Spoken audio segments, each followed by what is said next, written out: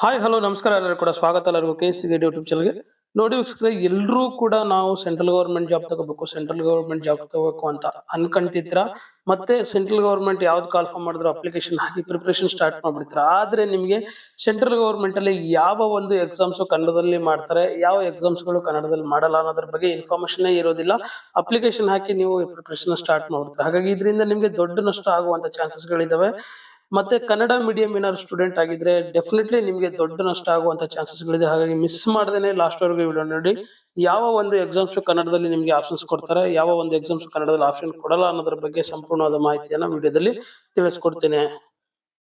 ಬರೀ ಕನ್ನಡದಲ್ಲಿ ಇದೆಯಾ ಇಲ್ವಾ ಅಷ್ಟೇ ಅಲ್ಲ, ಇದಕ್ಕೆ ಎಜುಕೇಶನ್ ಕ್ವಾಲಿಫಿಕೇಶನ್ ಮತ್ತೆ ಡಿಪಾರ್ಟ್ಮೆಂಟ್ ವೈಸ್ ಅನ್ನ ನಾನು ಅರೇಂಜ್ ಮಾಡಿದೆ. ಇದರಿಂದ ನಿಮಗೆ ಮೂರು ಮಾಹಿತಿಗಳು ಗೊತ್ತಾಗುತ್ತೆ.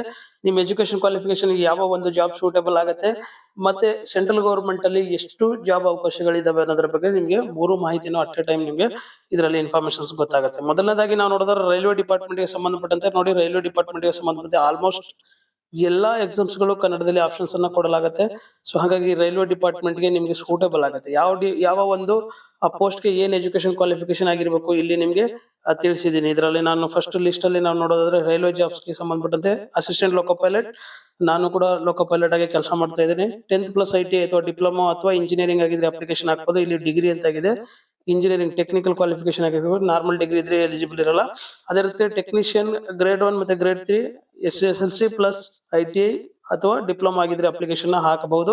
ಇನ್ನು ಸೆಕ್ಷನ್ ಕಂಟ್ರೋಲರ್ ಡಿಗ್ರಿ ಆಗಿದ್ರೆ ಅಪ್ಲಿಕೇಶನ್ ಹಾಕಬಹುದು. ಇವೆಲ್ಲವೂ ಕೂಡ ಇಲ್ಲಿ ಎಸ್ ಇದೆ, ಕನ್ನಡದಲ್ಲಿ ನಾವು ನಿಮ್ಗೆ ಅವೈಲೇಬಲ್ ಇರುತ್ತೆ. ಅದೇ ರೀತಿಯಲ್ಲಿ NTPC ಕೂಡ ಅದೇ ಹಾಕ್ಬೋದು. NTPC ಡಿಗ್ರಿ ಆಗಿದ್ರೆ ಅಪ್ಲಿಕೇಶನ್ ಹಾಕ್ಬೋದು. UG ಮತ್ತೆ ಗ್ರಾಜುಯೇಷನ್ ಎರಡು ಕೂಡ ಅದರಲ್ಲಿ ಎಲಿಜಿಬಲ್ ಇರುತ್ತೆ. PUC ಕೂಡ ನಿಮ್ಗೆ NTPC ಕನ್ಫರ್ಮ್ ಮಾಡಿದ್ರೆ ಅದೇ ರೀತಿಲಿ NTPC ಗ್ರಾಜುಯೇಟ್ ಪೋಸ್ಟ್ ಕೂಡ ಕಾಲ್ ಮಾಡ್ತಾರೆ. ಜೂನಿಯರ್ ಇಂಜಿನಿಯರ್ JE ಮಾಡ್ತಾರೆ. ಪ್ಯಾರಾಮೆಡಿಕಲ್ ಗ್ರೂಪ್ ಡಿ ಮತ್ತೆ ಐಸೋಲೇಟೆಡ್ ಕ್ಯಾಟಗರಿ. ಇದರಲ್ಲಿ ನಿಮ್ಗೆ ಕ್ವಾಲಿಫಿಕೇಶನ್ ಇಲ್ಲಿ ಮೆನ್ಷನ್ ಮಾಡಲಾಗುತ್ತೆ, ನೀವು ನೋಡ್ಕೋಬಹುದು. ಅದನ್ನು ಓದ್ತಾ ಹೋದ್ರೆ ತುಂಬಾ ಟೈಮ್ ಹಿಡಿಯುತ್ತೆ. ಹಾಗಾಗಿ ನಿಮ್ಗೆ ಬೇಕಂದ್ರೆ ನೋಡ್ಕೋಬಹುದು. ಡೌಟ್ಸ್ ಇದ್ರೆ ನನಗೆ ಡೆಫಿನೆಟ್ಲಿ ಕಾಮೆಂಟ್ ಬಾಕ್ಸ್ ಅಲ್ಲಿ ಕಾಮೆಂಟ್ ಮಾಡಿ. ನಿಮ್ಗೆ ಯಾವುದೇ ಸಮಯದಲ್ಲೂ ನಾನು ಹೆಲ್ಪ್ ಮಾಡಕ್ಕೆ ರೆಡಿ ಇದ್ದೀನಿ. ಇನ್ನ ಬಹಳಷ್ಟು ಇಂಪಾರ್ಟೆಂಟ್ ಆಗಿರೋದು SSC ಎಕ್ಸಾಮ್ಸ್ ಗಳಲ್ಲಿ, ಯಾಕಂದ್ರೆ ರೈಲ್ವೇಸ್ ಅಲ್ಲಿ ಎಲ್ಲ ಕನ್ನಡದಲ್ಲಿ ಎಕ್ಸಾಮ್ ಕೊಟ್ಬಿಡ್ತಾರೆ. ಬಟ್ SSC ಅಲ್ಲಿ ಎಲ್ಲಾ ಎಕ್ಸಾಮ್ಸ್ ಗಳು ಕನ್ನಡದಲ್ಲಿ ಕೊಡೋದಿಲ್ಲ. ಇದ್ರಲ್ಲಿ ಬಹಳಷ್ಟು ಜನ ಏಮಾರುವಂತದ್ದು. ಹಾಗಾಗಿ ಇದರಲ್ಲಿ ಯಾವ್ದು ಕನ್ನಡದಲ್ಲಿ ಕೊಡ್ತಾರೆ, ಯಾವ್ದು ಕನ್ನಡದಲ್ಲಿ ಕೊಡಲ್ಲ ಅನ್ನೋದು ಸ್ಪಷ್ಟವಾಗಿ ತಿಳಿಸ್ತೀನಿ. ಮೊದಲನೇದಾಗಿ MTS ಮಲ್ಟಿ ಟಾಸ್ಕಿಂಗ್ ಸ್ಟಾಪ್ ಅಂತ ಹೇಳ್ತೀವಿ. ಇದರಲ್ಲಿ SSLC ಆಗಿದ್ರೆ ಹಾಕ್ಬೋದು, ಕನ್ನಡದಲ್ಲಿ ಇರುತ್ತೆ. GD CAPF ಮತ್ತೆ SSF ಈ ಪೋಸ್ಟ್ ಗಳು ಏನಿದಾವೆ ಇದು 10th ಆಗಿರ್ಬೇಕು, ಕನ್ನಡದಲ್ಲಿ ಇರುತ್ತೆ. CHSL PUC ಆಗಿದ್ರೆ ಅಪ್ಲಿಕೇಶನ್ ಹಾಕ್ಬೋದು, ಕನ್ನಡದಲ್ಲಿ ಇರುತ್ತೆ. ಅದೇ ರೀತಿಲಿ CGL ಕಂಬೈನ್ಡ್ ಗ್ರಾಜುಯೇಟೆಡ್ ಲೆವೆಲ್ ಅಂತ ಹೇಳ್ತೀವಿ, ಇದು ಕನ್ನಡದಲ್ಲಿ ಇರಲ್ಲ. ಬಹಳಷ್ಟು ಇಂಪಾರ್ಟೆಂಟ್, ಯಾಕಂದ್ರೆ 2023 ಒಂದು ಫೇಸ್ 1 ಫೇಸ್ 2 ಅಂತ ಹೇಳಿ ರೈಲ್ವೆ ಮಿನಿಸ್ಟರ್ ಸ್ಟಾರ್ಟ್ ಮಾಡ್ತಾರೆ. ಇದನ್ನ ಕನ್ನಡದಲ್ಲಿ ಮಾಡ್ಬೇಕಂತ ಹೇಳಿ. ಹಾಗಾಗಿ ಒಂದು PUC ಲೆವೆಲ್ ವರ್ಗೂ ಮಾತ್ರ ಈಗ ನಾವು ಮಾಡ್ತಾ ಇರುವಂತದ್ದು. ಡಿಗ್ರಿ ಲೆವೆಲ್ SSC ಎಕ್ಸಾಮ್ಸ್ ಗಳು ಕನ್ನಡದಲ್ಲಿ ಮಾಡ್ತಾ ಇಲ್ಲ. ಅದರಲ್ಲಿ ಇಷ್ಟು ಕೂಡ ನೀವು ನೋಡಬಹುದು.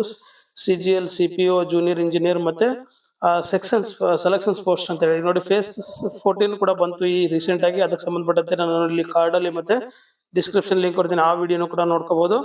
ಸೊ ಫೇಸ್ 14 ಸೊ ಅದು ಕನ್ನಡ ನಿಮ್ಗೆ ಕನ್ನಡದಲ್ಲಿ ಇರಲ್ಲ, ಇಂಗ್ಲಿಷ್ ಅಲ್ಲಿ ಇರುತ್ತೆ. ಅದೇ ರೀತಿಯಲ್ಲಿ ಬ್ಯಾಂಕಿಂಗ್ ಎಕ್ಸಾಮ್ಸ್ ಗೆ ಸಂಬಂಧಪಟ್ಟಿದೆ ಇದು ಕೂಡ ಬಹಳ ಇಂಪಾರ್ಟೆಂಟ್. ಬ್ಯಾಂಕಿಂಗ್ ಎಕ್ಸಾಮ್ಗೆ ನಿಮ್ಗೆ ಬಹಳಷ್ಟು ಕನ್ಫ್ಯೂಸ್ ಆಗುವಂತದ್ದು ಅಂದ್ರೆ IBPS ಕ್ಲರ್ಕ್ ಇರುತ್ತೆ, IBPS RRB ಕ್ಲರ್ಕ್ ಇರುತ್ತೆ, IBPS RRB PO ಇರುತ್ತೆ. ಇದ್ರ IBPS ಅಲ್ಲಿ RRB ಅನ್ನೋದು ಇದೆಯಲ್ಲ, ಇದು ನಿಮ್ಗೆ ಕನ್ನಡದಲ್ಲಿ ಇರುತ್ತೆ. ಬಟ್ ಬರೀ ಪ್ಯೂರ್ IBPS ಇರಲ್ಲ. ಅದಾದ್ಮೇಲೆ SBI ಕ್ಲರ್ಕ್ ಇರುತ್ತೆ ನಿಮ್ಗೆ. IBPS PO ಇರಲ್ಲ, SBI PO ಕೂಡ ಇರಲ್ಲ.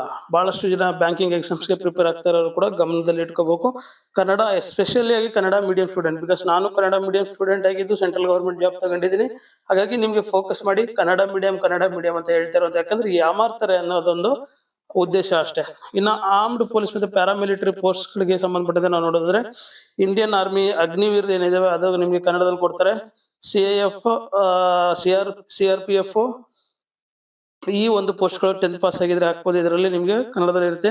BSF trade man head constable ಅಂತ ಹೇಳಿ, ಇದು ಕೂಡ ರೀಸೆಂಟ್ ಆಗಿ 9,000ಕ್ಕೂ ಹೆಚ್ಚು ಪೋಸ್ಟ್ ಗಳು ಕನ್ಫರ್ಮ್ ಆಗಿರುವಂತದ್ದು. ಇದು ನಿಮ್ಗೆ ಕನ್ನಡದಲ್ಲಿ ಇರಲ್ಲ. ಇದಕ್ಕೆ ಸಂಬಂಧಪಟ್ಟ ವಿಡಿಯೋ ಬೇಕಂದ್ರೆ ನೀವು ಯೂಟ್ಯೂಬ್ ಅಲ್ಲಿ ಸರ್ಚ್ ಮಾಡಿ, ನಮ್ಮ KSCGD ಪೇಜ್ ನ ನೋಡಿ, ಅಲ್ಲೂ ಕೂಡ ನಿಮ್ಗೆ ಸಿಗತ್ತೆ. CRPF ಹೆಡ್ ಕಾನ್ಸ್ಟೇಬಲ್ ಸಂಬಂಧಪಟ್ಟಂತೆ ಇದು ಕೂಡ ಇರೋದಿಲ್ಲ. CISF ASI ಸ್ಟೇನೋ ಮತ್ತೆ ಹೆಡ್ ಕಾನ್ಸ್ಟೇಬಲ್ ಇದು ಕೂಡ ನಿಮ್ಗೆ ಕನ್ನಡದಲ್ಲಿ ಇರೋದಿಲ್ಲ.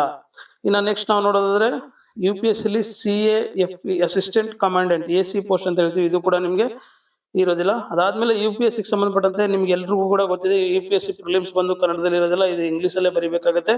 ಬಟ್ ಮೇನ್ಸ್ ಬಂದು ನಿಮ್ಗೆ ಕನ್ನಡದಲ್ಲಿ ಇರುತ್ತೆ, ರಿಟರ್ನ್ ಎಕ್ಸಾಮ್ ಇರುತ್ತೆ, ಮೇನ್ಸ್ ಬಂದು ಕನ್ನಡದಲ್ಲಿ ಇರುತ್ತೆ. ಅದಾದ್ಮೇಲೆ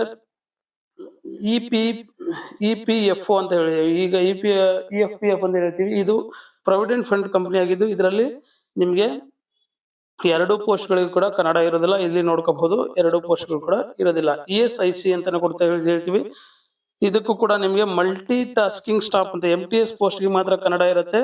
UDC ಅಪ್ಪರ್ ಡಿವಿಷನಲ್ FD ಅಂತ ಹೇಳ್ತೀವಿ, ಇದರಲ್ಲಿ FD ಅಂತ ಒಂದು ಪೋಸ್ಟ್ ಕಾಲ್ಫರ್ ಮಾಡ್ತಾರೆ, ಅದಕ್ಕೆ ಕನ್ನಡ ಇರೋದಿಲ್ಲ. ಅದಾದ ನಂತರ food corporation of India FCI ಅಂತ ಹೇಳ್ತೀವಿ, ಇದರಲ್ಲೂ ಕೂಡ ನೋಡ್ಬೋದು ನಿಮ್ಗೆ 2ರಲ್ಲೂ ಕೂಡ ಈ ಪೋಸ್ಟ್ ಗಳಿಗೆ ಕನ್ನಡ ಇರೋದಿಲ್ಲ. ಅದಾದ ನಂತರ ರೆಗ್ಯುಲೇಟರಿ ಬಾಡೀಸ್ ಅಲ್ಲಿ ಒಂದಷ್ಟು RBI, SEBI, NABARD ಈ ಒಂದು ಸಂಸ್ಥೆಗಳು ಕನ್ಫರ್ಮ್ ಆಗ್ತವೆ ಬಹಳಷ್ಟು ಕೂಡ. ಇದನ್ನ ನೋಡೋದಾದ್ರೆ RBI ಅಸಿಸ್ಟೆಂಟ್ ಗೆ ನಿಮ್ಗೆ ಕನ್ನಡದಲ್ಲಿ ಇರುತ್ತೆ, ಬೆಂಗಳೂರು ಝೋನ್ ಅಂತಾನೆ ಅನೌನ್ಸ್ ಮಾಡ್ತಾರೆ. ಅದಾದ್ಮೇಲೆ RBI ಗ್ರೇಡ್ B ಆಫೀಸರ್ಗೆ ಕನ್ನಡದಲ್ಲಿ ಇರೋದಿಲ್ಲ. SEBI ಮತ್ತೆ NABARD ಗ್ರೇಡ್ A ಆಫೀಸರ್ ಗಳಿಗೆ ಕನ್ನಡದಲ್ಲಿ ಇರೋದಿಲ್ಲ. ಇನ್ನ ಇಂಟೆಲಿಜೆನ್ಸಿ ಬ್ಯೂರೋ IB ಅಲ್ಲಿ ನಾವು ಕೆಲಸ ಮಾಡ್ಬೇಕು ಅನ್ನೋದಾದ್ರೆ ಅದರಲ್ಲೂ ನಿಮ್ಗೆ ಕನ್ನಡದಲ್ಲಿ ಇರೋದಿಲ್ಲ.